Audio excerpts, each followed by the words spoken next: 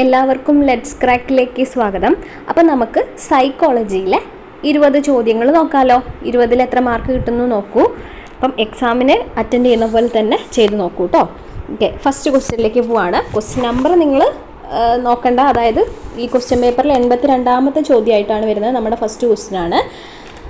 Freudian മനഃശാസ്ത്രം അനുസരിച്ച് എല്ലാ മാനസികോർജങ്ങളുടെയും ഉറവിടം ആണ് എന്ത്? ഫ്രോയിഡിയൻ മനഃശാസ്ത്രം അനുസരിച്ച് എല്ലാ മാനസികോർജങ്ങളുടെയും ഉറവിടമാണ് ഓപ്ഷൻ എ ഇതാണ് ശരിയായ ഉത്തരം. ഇത് ഈഗോ, സൂപ്പർ ഈഗോ, ഇല്ലെങ്കിൽ ഇത് അഹം, അത്യഹം, ഇതൊക്കെ നമ്മൾ എപ്പോഴും പറയുന്നതാണ്. ഞാൻ രണ്ടാമത്തെ ചോദ്യത്തിലേക്ക് പോവാണ്. Question number 2. 1ാം ക്ലാസ്സിൽ പഠിക്കുന്ന കുട്ടി കളിപ്പാട്ടങ്ങളോട് സംസാരിക്കുന്നു. പിയാഷെയുടെ അഭിപ്രായത്തിൽ ഈ കുട്ടി ഏത് ഘട്ടത്തിലാണ് വരുന്നത്? ഈ ചോദ്യവും നമ്മൾ മുൻപേ പറഞ്ഞിട്ടുള്ളതാണ്. 1ാം ക്ലാസ്സിൽ പഠിക്കുന്ന കുട്ടി, ഒന്നെങ്കിൽ നിങ്ങൾക്ക് പ്രായം ഏകദേശം കാൽക്കുലേറ്റ് ചെയ്യാം, അല്ലെങ്കിൽ കുട്ടി ജീവനില്ലാത്ത വസ്തുക്കളോട് ജീവനുള്ളതായി കണ്ടുകൊണ്ട് സംസാരിക്കുകയാണ് അല്ലേ, കളിപ്പാട്ടങ്ങളോട് സംസാരിക്കുകയാണ് ചെയ്യുന്നത്. അപ്പോൾ അത് ഏത് ഘട്ടത്തിലാണ് വരുന്നത്?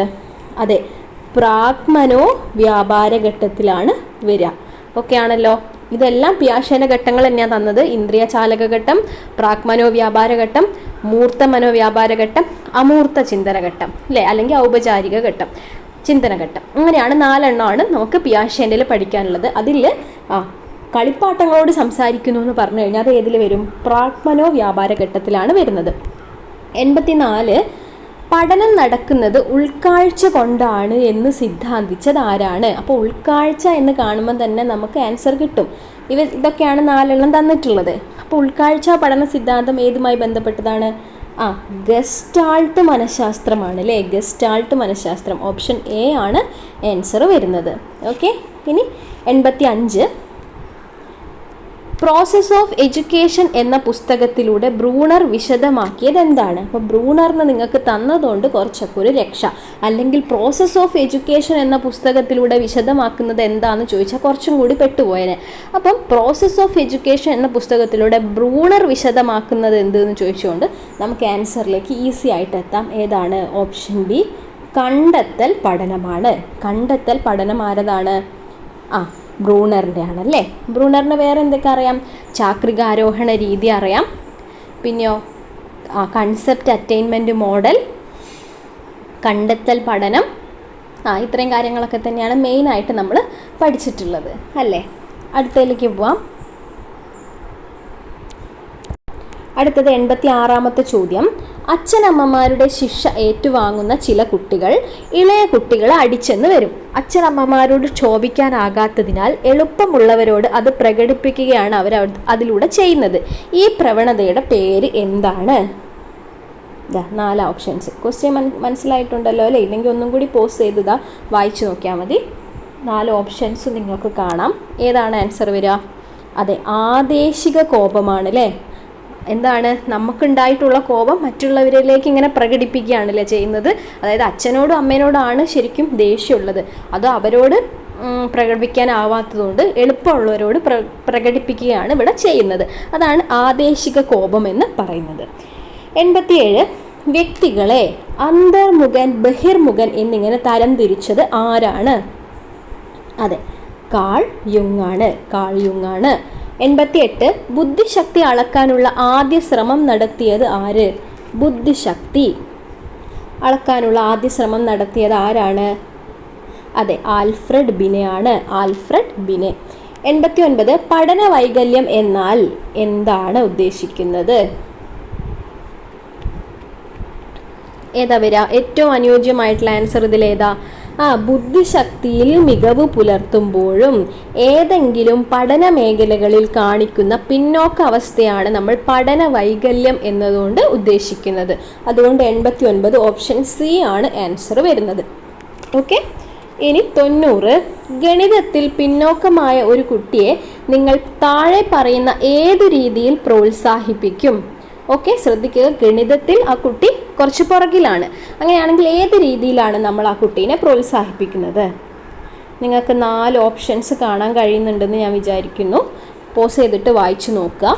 90ാമത്തെ ചോദ്യത്തിൽ 90ാമത്തെ ചോദ്യം. ഏറ്റവും അനുയോജ്യമായിട്ടുള്ളത് ഏതാണ്? കുട്ടിക്ക് അറിയാവുന്ന ഗണിത ഭാഗം പ്രയോജനപ്പെടുത്തി കൂടുതൽ നേട്ടങ്ങൾ കൈവരിക്കാൻ പ്രേരിപ്പിക്കും. അതാണ് കുറച്ചും കൂടി അനുയോജ്യമായിട്ടുള്ളത്. ബാക്കിയൊക്കെ വായിച്ചു നോക്കിക്കേ. ഗണിതത്തിൽ തുടരെ പരീക്ഷകൾ നടത്തി ഫലം രക്ഷിതാവിനെ നേരിട്ട് ബോധ്യപ്പെടുത്തും. തെറ്റ്. മറ്റു കുട്ടികളുടെ മുന്നിൽ വെച്ച് ഗണിതക്രിയകൾ ബ്ലാക്ക് ബോർഡിൽ ചെയ്യാൻ നിർബന്ധിക്കും. അതും അല്ല. ഓപ്ഷൻ ഡിയോ, ഗണിതത്തെ അവഗണിച്ച് മറ്റു വിഷയങ്ങളിൽ ശ്രദ്ധിക്കാൻ പ്രേരിപ്പിക്കും. അപ്പം നമുക്ക് ഏറ്റവും അനുയോജ്യമായിട്ടുള്ള ആൻസർ ഏത് തന്നെയാണ്? ഓപ്ഷൻ സി തന്നെയാണ് അല്ലേ. അടുത്തത് 91 എന്നാണ് കേട്ടോ, ഇത് മയഞ്ഞു പോയതാണ്. 91. പ്രായത്തിനൊത്തുള്ള വളർച്ചാ സൂചകങ്ങൾ കുട്ടികളിൽ ദൃശ്യമാകാത്ത അവസ്ഥയെ എങ്ങനെ വിശേഷിപ്പിക്കാം? ഏതാണ്? വിളംബിത ചാലക വികസനം. 92.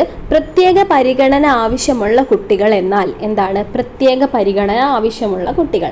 നമുക്ക് പെട്ടെന്ന് തോന്നും ബുദ്ധിമാന്ദ്യമുള്ളവരാണെന്ന് ചാടിക്കേറി എഴുതാൻ തോന്നും. പക്ഷെ നോക്കിക്കേ, ശാരീരിക മാനസിക ന്യൂനതയുള്ളവർ, അതേപോലെ പ്രതിഭാശാലികൾ, ബുദ്ധിമാന്ദ്യമുള്ളവർ, ഇവരെയൊക്കെ എല്ലാം എന്താണ്? പ്രത്യേക പരിഗണന ആവശ്യമാണ്. അതുകൊണ്ട് മേൽ പറഞ്ഞവ എല്ലാവരും എന്നുള്ള ഓപ്ഷനിലേക്ക് നമ്മൾ എത്തിച്ചേരണം. ഓക്കെ, അതുകൊണ്ട് കൃത്യമായി ഓപ്ഷൻസ് വായിക്കുക.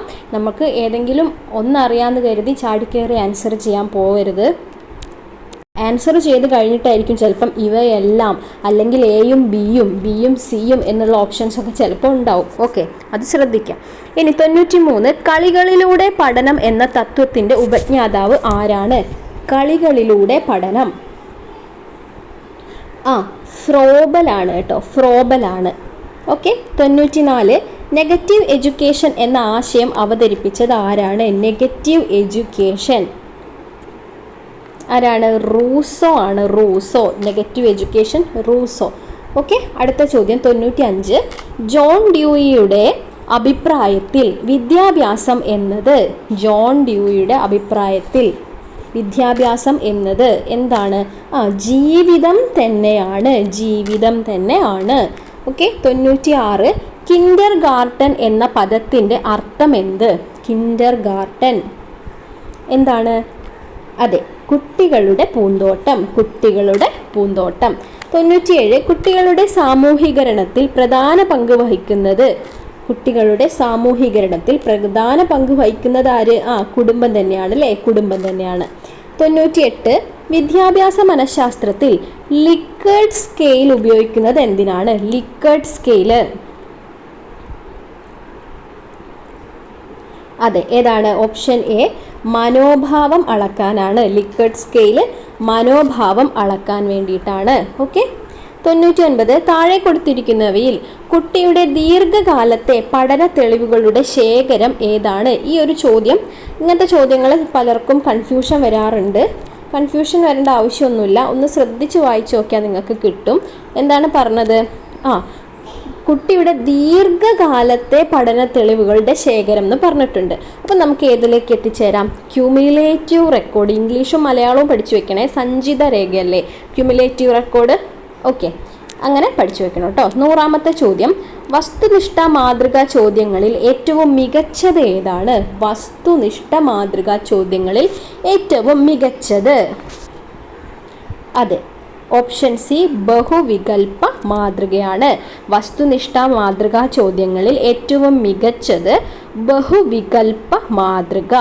ഓക്കെ, അപ്പോൾ നമ്മൾ 100 ചോദ്യങ്ങൾ, 20 ചോദ്യങ്ങൾ ഡിസ്കസ് ചെയ്ത് കഴിഞ്ഞു.